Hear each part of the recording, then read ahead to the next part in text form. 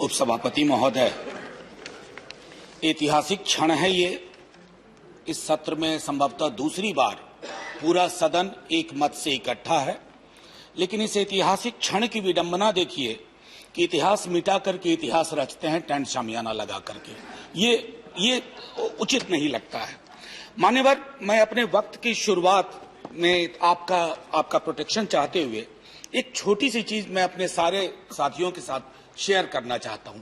ये हमारे सीनियर हैं स्वर्गीय डॉक्टर तुलसीराम, जिनकी 2 आत्मकथाएं मुर्दहिया और मणिकर्णिका मैं समझता हूं कि सदन में ही नहीं बल्कि नीति निर्माता सबको पढ़नी चाहिए, क्योंकि बहुजन चिंता के लिए बहुजन चिंतन आवश्यक है। सर, उसमें होता है कि वो बच्चे हैं, बहुत तेज विद्यार्थी थे।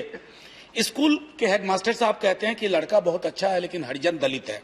बोले अच्छा, और कितने बच्चे पढ़ते हैं हरिजन दलित? वो खुद डिप्टी साहब उसी पृष्ठभूमि से आते हैं। उस बच्चे तुलसीराम को कहा गया था कि अपने घर से एक लोटा तथा एक थाली लाए और ये बात किसी को नहीं बताएं, क्योंकि दलित हैं और डिप्टी साहब भी दलित हैं। संवैधानिक आदेशों और जातीय समभाव के दिखाए हुए की आड़ में जाति व्यवस्था बदस्तूर जारी थी, जिससे जूझता हुआ तुलसीराम जी का व्यक्तित्व विकसित हुआ। सर, करोड़ों की संख्या में तुलसीराम आज भी है और करोड़ों की संख्या में वो संस्थाएं आज भी हैं जो, सर, मैं चूंकि यहां एक मेंबर पार्लियामेंट की हैसियत से बोल रहा हूं, मैं जानता हूं मेरी बात कई लोगों की बात होगी। सर, जो संस्थाएं इस तरह के निर्णय देती हैं, जिन निर्णयों में विसंगतियां होती हैं, उनके अपने पूर्वाग्रह होते हैं। सर, वो खुद अपने पूर्वाग्रहों को निर्णय का चश्मा पहना करके हमारे समक्ष रखते हैं। सर, मैं जैसे कहा कि इस बिल के पक्ष में हूं, और सबसे बड़ी बात है कि हम जब इस बिल की चर्चा करें तो संभवतः मैं माननीय मंत्री महोदय जी आपकी तवज्जो चाहूंगा और आपसे आग्रह करूंगा कि क्लॉज 1 सब क्लॉज 2 इसको फौरी तौर पे अमेंड करिए, ताकि, और इसमें अगर आप कहते हैं कि it shall be in operation from 15 अगस्त 2018, मैं समझता हूं बीच की सारी विसंगतियां, एनॉमलीज वो खत्म हो जाएंगी और स्टेटमेंट ऑफ ऑब्जेक्टिव्स का जो चौथा पैरा है उसकी कोई जरूरत आपको नहीं होगी। माननीय उपसभापति महोदय, मैं आपके माध्यम से एक बात कहूं कि 2011 में हमारे राष्ट्रीय अध्यक्ष लालू जी, मुलायम सिंह जी, शरद यादव जी और कई साथी कर्नाटका के, तमिलनाडु के जातीय जनगणना की बात हुई, इनकॉर्पोरेट किया गया। सर, इसी सदन में मैंने कई दफा सवाल पूछे कि उन आंकड़ों का क्या हुआ, तो कहा गया कि आंकड़ा करप्ट हो गया। सर, करप्शन ढूंढना पड़ेगा आंकड़े में है या मानस में, क्योंकि मानस का करप्शन आंकड़ों के करप्शन में तब्दील हो जाता है। अब कहीं बात नहीं बनेगी। आपको जातीय जनगणना सुनिश्चित करने में क्यों कह रहा हूं, कल लोकसभा में जो लीड स्पीकर थी भाजपा की, उन्होंने आंकड़े मांग लिए। वो फ्राइडियन स्लिप मैं नहीं मानता हूं, वो फ्राइडियन स्लिप नहीं था, वो अंदर की आवाज थी जो हर बहुजन चिंता का व्यक्ति जमीन से महसूस कर रहा है। अतः उस चिंता को दरकिनार मत करिए। आंकड़े चाहिए। आंकड़े क्यों चाहिए ये मैं आखिरी में कहूंगा। अभी हाल के दिनों में मैं बताऊं, सर, मैं जिस राज्य से आता हूं वहां एक मांग बलवती हो उठी।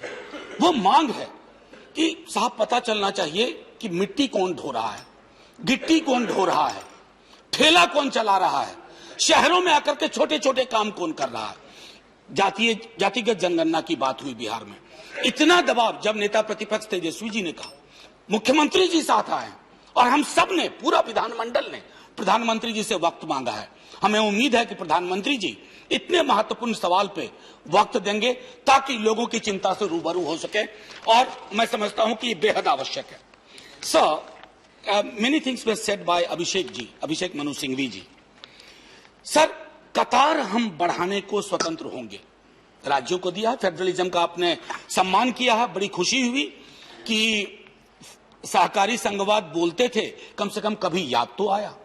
तो वो जो एक चीज है कि सर कतार बढ़ेगी, लेकिन आपने क्या किया हुआ, टोपी पहनाई हुई है 50 की, इस टोपी को हटाना होगा। सर, ये टोपी अधिकार के प्रस्फुटन के राह में बाधा है, ये टोपी सर्वांगीण प्रतिनिधित्व के राह में बाधा है। मंत्रालय, सचिवालय, विश्वविद्यालय से लेके कहीं भी देख लीजिए, प्रतिनिधित्व अभी भी अत्यंत ही आंशिक है महोदय। और ये सिर्फ मेरे दल और मेरी चिंता का विषय नहीं है सर। एक नीति आयोग में एक मेरा मानना है कि नियत प्रकोष्ठ भी होना चाहिए। नीति आयोग में नियत प्रकोष्ठ की बेहद आवश्यकता है, क्योंकि भारतीय लोकतंत्र की कल्पना न्याय और खास तौर पर सामाजिक न्याय के बगैर नहीं हो सकती है। और यह सांकेतिकता नहीं हो सकती है कि इतना मंत्रिमंडल का विस्तार हुआ, फलाना फलाना फलाना फलाना। It has to be translated into reality. So जमीन पे इसको उतरना होगा, जिसमें मैं बहुत कमी देख रहा हूं सर। 2011 में जब जातिगत जनगणना की बात हुई तो कहा गया कि जिस एक संगठन से बहुत प्रेरणा मिलती है हमारे सबसे बड़े दुनिया के दल को, उन्होंने कहा we are ready for categories but we are not ready for caste enumeration. Sir, इस माइंडसेट को बदलना होगा। जो मैंने शुरू में कहा कि जाति अगर नहीं जा रही है हमारे मुल्क से, तो इसलिए कि हमारी रगों में, नसों में जातिगत सोच है सर, और वो सोच बदलनी होगी। वो सोच अगर हम नहीं सर बस 30 सेकंड और दे दीजिए, क्योंकि मैंने वादा किया था कि मैं क्यों जातिगत जनगणना की बात कर रहा हूं। और मैं आखिरी में सर, सिद्धलिंगैया हैं कन्नड़ पोएट, उनकी एक हिंदी में अनुदित कविता मैं छोटे में 1 मिनट में पढ़ दूंगा।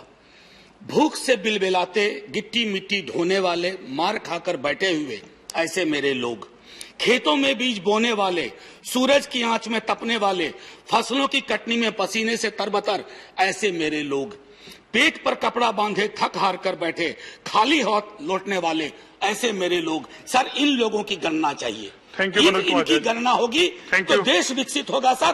बस 30 सेकंड सर। 15 अगस्त आ रहा है 4 दिन बाद। सर सुन लीजिए, 30 सेकंड सर, आग्रह है। 15 अगस्त आ रहा है 3 दिन बाद, 4 दिन बाद सर। 15 अगस्त को झंडा फहरेगा, जन गण मन अधिनायक जय है। सर, झंडोत्तोलन सिर्फ 15 अगस्त नहीं है, मूल्यांकन कि ये जन गण मन कौन है, इसकी पड़ताल नहीं होगी तो सब बेमानी है। जय हिंद साहब।